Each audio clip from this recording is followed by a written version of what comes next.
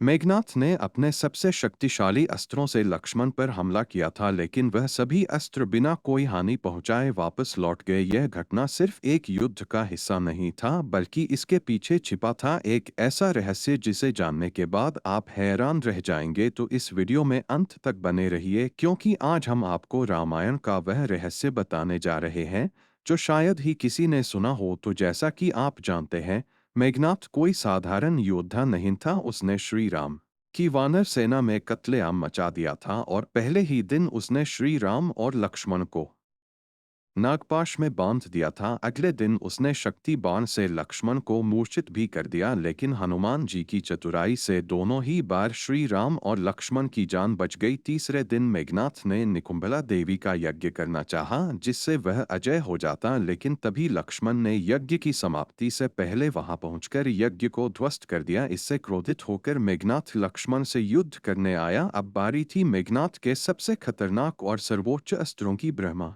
अस्त्र, पाशुपतास्त्र और नारायणास्त्र। उसने सोचा कि इनका वार लक्ष्मण पर होते ही उनकी हार निश्चित है, पर आप यकीन नहीं करेंगे कि यह तीनों अस्त्र लक्ष्मण पर बिना कोई प्रभाव डाले क्यों वापस लौट गए। सबसे पहले मेघनाथ ने ब्रह्मास्त्र का प्रयोग किया, जिसे भगवान ब्रह्मा ने युद्ध के अंतिम विकल्प के रूप में तैयार किया था। जैसे ही ब्रह्मास्त्र लक्ष्मण की ओर बढ़ा, लक्ष्मण हाथ जोड़कर खड़े हो गए। अब चौंकाने वाली बात यह है कि ब्रह्मास्त्र ने लक्ष्मण को बिना कोई नुकसान पहुंचाए वापस लौटने का निर्णय लिया। क्योंकि लक्ष्मण स्वयं शेष नाग के अवतार थे और ब्रह्मास्त्र का प्रभाव शेष नाग पर नहीं हो सकता था। इसके बाद मेघनाथ ने भगवान शिव के सबसे शक्तिशाली अस्त्र पाशुपतास्त्र से लक्ष्मण पर प्रहार किया। यह अस्त्र भगवान शिव का त्रिशूल था, जो अपार विनाश करने की शक्ति रखता था, लेकिन लक्ष्मण पर इसका कोई असर नहीं हुआ। क्योंकि पाशुपतास्त्र भी भगवान विष्णु और उनके अवतारों पर असर नहीं कर सकता था, और लक्ष्मण जो स्वयं शेषनाग का अवतार थे, इससे सुरक्षित थे। अंत में मेघनाथ ने अपने अंतिम और सबसे बड़े अस्त्र नारायणास्त्र का प्रयोग किया, जो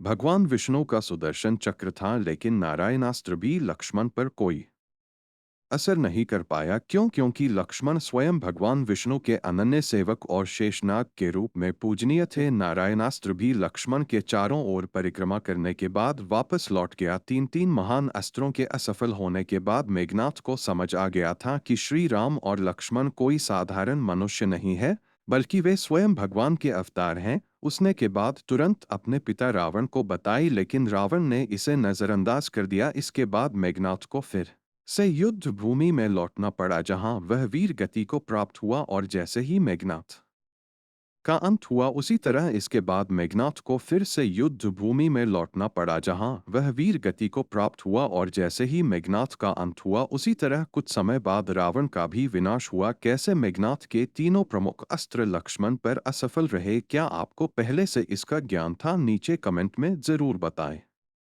अगर यह वीडियो आपको पसंद आई हो तो लाइक, कमेंट और सब्सक्राइब जरूर करें। मिलते हैं अगले इसी तरह की रहस्यमय वीडियोज में। मैं आपका दोस्त दिलीप सुथार।